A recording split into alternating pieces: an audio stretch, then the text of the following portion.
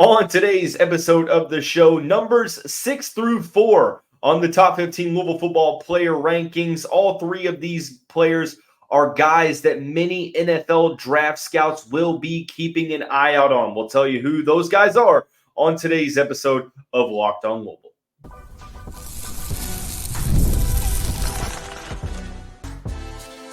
You are Locked On Louisville, your daily podcast on the Louisville Cardinals. Part of the Locked On Podcast Network, your team every day.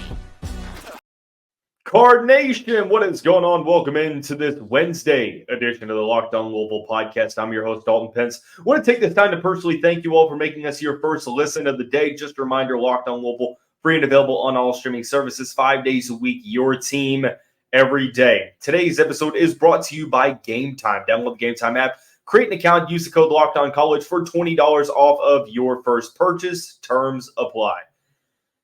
The fourth part of the 5-episode series ranking the top 15 players for the Louisville Cardinals ahead of the 2024 college football season. Numbers 6 through 4. We begin by identifying who the major comeback in the secondary is referring to. We'll transition over into talking about the extreme force in the trenches, and then discussing one of the best wide receivers in the conference. We're getting closer and closer to that number one spot, and I'll tell you, outside of number one and number two, the groups, or the group 3 through 6, man, it was extremely challenging, to say the least, to be able to differentiate number 3, 4, 5, 6. Like, the difference is like splitting hairs, if you will. There's not much separating the players in that group. In fact, I went sort of back and forth, rearranged the order, finally got to a spot that I was comfortable on. But honestly, any way that you rank the guys in this segment, numbers 6 through 4, I'm not going to disagree with you, because I think that all three of these guys are top 6 players. Regardless, number 6, a major comeback in the secondary. It sort of gives it away. That spot belongs to MJ Griffin. MJ Griffin sustained an ACL injury right before the 2023 season, and tragically missed all of last season. And he was ranked number 4 in this same series in last year's offseason. And that was because of the 2022 campaign that he had. He transferred into Louisville before that season, and it took him a while to really get going, or let me rephrase it. It took a while for Scott Satterfield to play he and Quincy Riley the amount that both of these guys needed to be played. And when they were on the field, they were arguably the two best players outside of, well, I would say the two best players in the secondary regardless, that whole season when they played. He still ended up with 45 total tackles, had a pass deflection, had a forced fumble, and had 2 interceptions. You look at that 2022 campaign, the 9-tackle game against Wake Forest stands out to me. He had the performance against Pittsburgh where he had an interception. At Virginia, he had an interception. Forced that fumble in the Wasabi Fenway Bowl against Cincinnati. Needless to say, MJ was ready for another respective breakout season in 2023.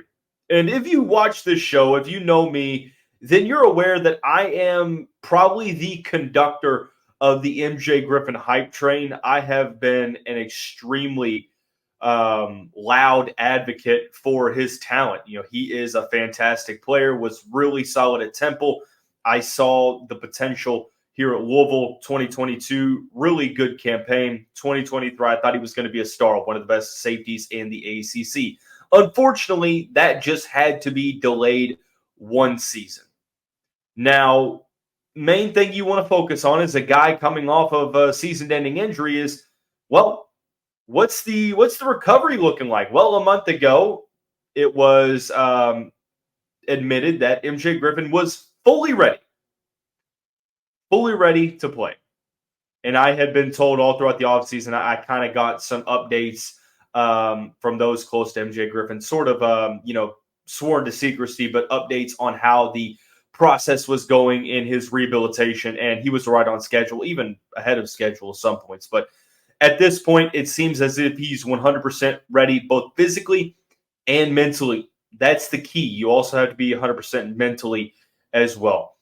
The only reason that he's number 6, like he fell down from 4 to 6, and there's 2 reasons for that. Number one, Louisville did a really good job in the transfer portal. Like they brought back 2 really key guys, or 3 really key guys, and 2 players via the portal. Spoiler alert for the top 5. But make no mistake about it. I think that this year's team is better than last year's team. There's more talent. There's higher top-end talent. So that's explaining the drop from 4 to 6. And then the injury, you couple that with, not having played in a whole season or almost 2 whole years, because the season ended in December of 2022 and he hasn't played since then. And then just the overall split of workload in the back half of the secondary. Like I really am excited for the safeties room. You've got guys like Devin Neal coming back, D'Angelo Hutchinson. I think those 2 players are going to play a key role. And then you have some transfers. Tamarian McDonald from Tennessee, really good safety. Blake Ruffin from Eastern Illinois, maybe even Dave McCullough from Oklahoma can play into that mix at safety. Overall, I think that MJ is going to ease himself back into it, but he's going to have a really good year. Like nothing has changed my mindset on the type of season he's going to have. I just know that people are going to be sitting here thinking, well, MJ's number 6 now. He was number 4 last year. Well, what changed? And I'm explaining to you why that is. It's nothing about MJ. I think he's going to have a phenomenal season, one that NFL draft scouts are going to pay attention to.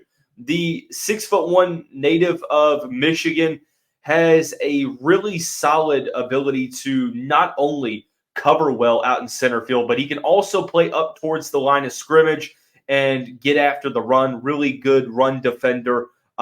This is a player not understanding the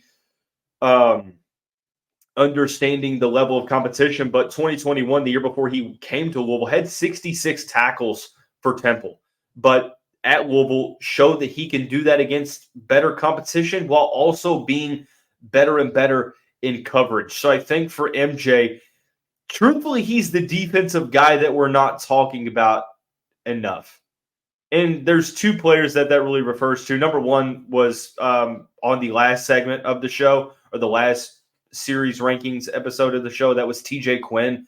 I don't think we're talking about TJ Quinn enough. We're definitely not talking about MJ enough, because it's almost like bringing in my opinion, a top 25 transfer regardless of position. That's how huge MJ Griffin returning for Louisville. It's like a silver lining. Like it's beneficial to this year's team. Like it sucks in the full context that the only reason he's coming back in 24 was because he missed the entirety of 2023, because I will tell you the truth, in my opinion, now this is my intuition, he would have been good enough in 23 to get drafted on day 2. That's where I'm at. And I think that is going to be the same case. Now, he's a year older. I understand that. And I know that there's this whole trend of the NFL draft is they try to draft younger to develop, and it might cost a player a round or so. Regardless, I think that NFL draft scouts are going to see a lot of MJ Griffin this season because of just how good he's going to be in multiple aspects of this Cardinal defense. I'm really excited to see what his role is going to look like in this base defensive package from Ron English and Mark Hagan. Is he going to be deployed more so as the guy in center field like we saw the majority of 2022? Is he a hybrid Swiss Army knife that will play sort of towards the line of scrimmage in some situations? 4-2-5 base defensive package, you can put him in a lot of different spots, and he's versatile enough to be able to excel in those spots as well. So for me, he's number 6 because he's one of the most talented players on this team. The production is going to jump up. He's going to, I think, have very close to 45, if not more, tackles this season. My take is that he's going to be a top 3 tackler on this team, and he'll be an all-ACC caliber player. So that automatically shot him up into the top 10. And obviously, I feel like maybe I'm a little higher on him than others, and that's perfectly okay. I feel like that's always been the case here. But go back and watch 2022 and realize what Louisville is getting back. It looks like he's gained a little bit more muscle from the videos we've seen of him working out and gotten his body to the point to where he wants it. So MJ Griffin landing at number 6 on the top 15 player rankings list.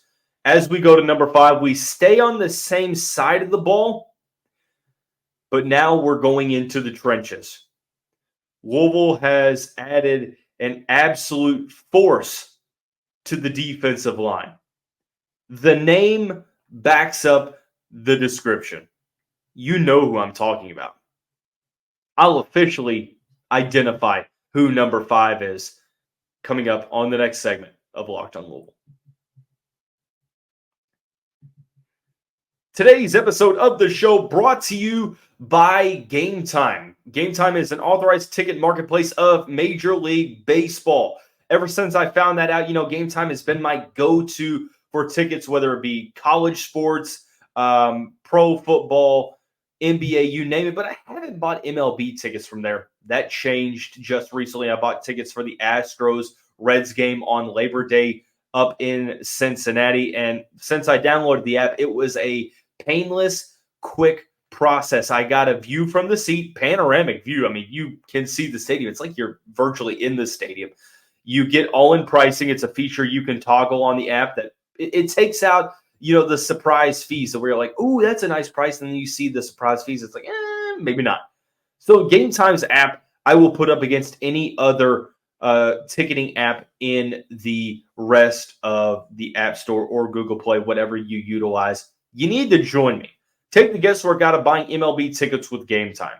Download the Game Time app, create an account, use the code LOCKEDONCollege for $20 off of your first purchase. Terms apply. Again, create an account, use the code LOCKEDONCOLLEGE for $20 off. Download Game Time today. Last minute tickets, lowest price, guaranteed. Cardinal fans, thanks again for making Locked On Louisville your first listen of the day. For your second listen, enjoy the Locked On College Football Podcast. Spencer McLaughlin gets you ready for an exciting season on the gridiron with discussion on the upcoming season and the ever-changing landscape of college athletics, including conference realignment, the transfer portal, NIL, new college football expanded playoffs, and much, much, much more. Locked On College Football is available on YouTube and wherever you get your podcasts. Part of the Locked On Podcast Network, covering your team every day. We're into the second segment and now into the top 5 of the Louisville football top 15 player rankings ahead of the 2024 college football season. I introduced number 5 without all but naming the player, a force in the trenches. His name matches the description. That is Thor Griffith. The name alone, it's all NCAA first team name, Thor. That's a badass name. Join that with the fact that he is 6'2", 320 pounds. I'd put him up against Chris Hemsworth in a Marvel movie right now for the actual title of Thor. And if he brings that thunder and lightning and electricity to the Cardinals' defensive line, then it can completely change the dynamic of this overall unit. He's number 5 on this list for good reason. For good reasons, plural. Thor Griffith, for those who don't know who he is, if you don't know, you've probably been living under a rock or you just don't care too much about football, and that's okay. All Ivy League first team selection back-to-back seasons as a junior and a senior. His numbers, his statistics from the past couple of seasons, let's call it how it is, video game numbers. I mean, it's incredible. Over 100 tackles in the past 2 years. 5 sacks in 2022, 3.5 in 2023. He had a forced fumble this past year as well. 11 of those, 11 of those tackles were for a loss. 8 quarterback hurries. He was the second highest rated defensive tackle at the FCS level. Now I know the elephant in the room is that he didn't necessarily play the best competition. That is for certain. Whether or not this can be true in its entirety, I'm not sure, but I think it's going to be resemblant of Jared Verse going from Albany to Florida State and being a first-round draft pick. Now, Verse spent 2 years at Florida State, an edge rusher. I'm not sure that Thor Griffith is going to be a first-round draft pick. I'm not saying that he is, but what I am saying is that he's going to be a certified difference maker for this Cardinals defense. Sometimes the level of play doesn't dictate how talented a guy is. That is the case for Thor Griffith. He has landed on Bruce Feldman's annual freaks list for The Athletic. He was in the top 10 this past season for a reason, because at 6'2", 320, guys of his size should not be able to move as fast as him and be as agile as he is on the football field. He is a legitimate NFL draft prospect that many scouts have already basically determined that they are going to watch what he does this upcoming season. I reiterate, 6'2", 320 pounds. Go look at the schools that were interested in Thor outside of the portal. When he committed to the Cardinals, he was a top 5 prospect regardless of position. Nothing changes that. He's an absolute animal. Force to be reckoned with. He's probably the one guy that I'm like, I want to see how this works on the field. I want to see what he looks like. Because when you have a player that can anchor the middle of your defense alongside players like Des Tell, Jared Dawson, and company, man, oh man, oh man. He's number 5 because of the talent, because players at 6'2", 320 don't do what he does, and they don't do this consistently as he does. He is a pass rushing threat up the middle. He is an exceptional run defender, and he can clog the middle of the field. That's something that one thing I'm a little jealous of Kentucky is they've got Deion Walker. Walker is 6'6", 345, so he's larger than Thor Griffith. But one thing that Deion does very well is he clogs the middle of the field, and teams struggle to defend him because he's such a large human being.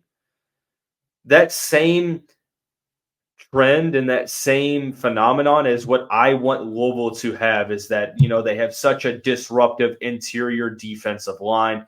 The 4-2-5 base package is different than Scott Satterfield's defense. So really excited to see what Thor brings. The only reason he's not higher is because he is going from the FCS to the ACC. And as much as I mentioned that that's not going to be too much of an issue, these next 4 guys, at least 3 of them, have played multiple years of Power 5 football. The other one is being regarded as one of the top 10 players at his position, regardless of conference. Griffith is an NFL draft prospect that could end up being a day 2 selection if he has a really, really good year at Louisville. The only reason he's at number 5 and not higher is just that transition from the FCS to the Power 5. And there's going to be, there's going to be guys like Ashton Gelati, Miles Jernigan, Des Tell, who are also going to feast on that line. But Thor Griffith, I feel like, is really going to help set the tone. So he'll more than likely be on Bruce Feldman's annual freaks list. He's getting a lot of love from national media on like Twitter and the rest of the socials for being a player like a defensive line spotlight, a player to watch for, because, again, the measurables, the passion he plays with, the pursuit is violent, man. He gets through the line of scrimmage, and it's scary to watch. And I can only imagine what opposing offensive players, the quarterbacks and the running backs, are thinking when he's running full steam at them. But really intrigued to see what Thor Griffith is going to be able to do for the Louisville Cardinals in 2024. Not much time before we really get an idea of that. Just a little over 2 weeks away. But nonetheless, we conclude the fourth part of the 5-episode series by identifying and discussing one of the best wide receivers, not only in the conference, but potentially in the country as well. We'll tell you who it is coming up on the final segment of the Locked On Louisville podcast.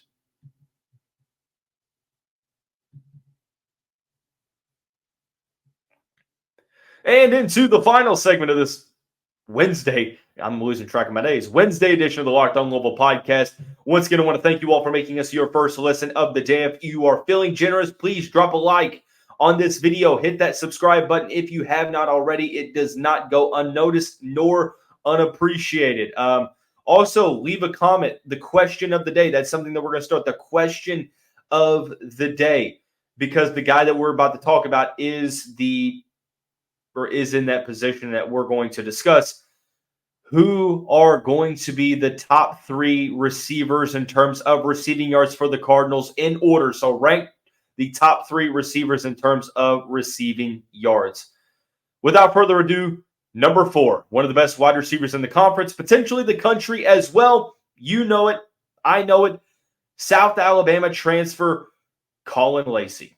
Lacy had a phenomenal 2023 campaign for South Alabama. He caught 91 passes, 1,316 yards, 7 touchdowns, 14.5 yards per reception, spent 4 seasons with the Panthers, 5'10" native of Mobile, Alabama, ranked number 5th in the country in catches, number 6th in yards, one of the best top third down targets, and one of the best players at creating missed tackles. 42 forced missed tackles last season from Lacy, another guy that comes from the non-Power 5 level, but is too talented to not be good enough for the Louisville Cardinals. And this is a trend that the Cardinals have started even back to Scott Satterfield.